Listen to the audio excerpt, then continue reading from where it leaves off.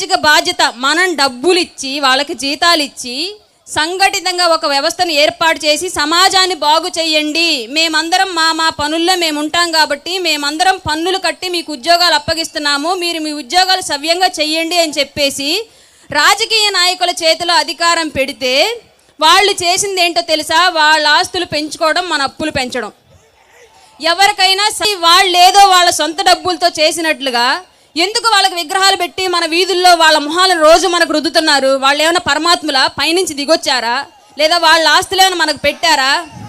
నిద్ర లేస్తే ఒక మున్సిపాలిటీ కార్మికుడు మనం వేసే వ్యర్థాలని మలినాల్ని అన్నింటినీ వీళ్ళకన్నా సవ్యంగా చక్కగా బాగు చేస్తున్నాడు, అతనికి పెట్టండి ఒక విగ్రహం, ఒప్పుకుంటాం.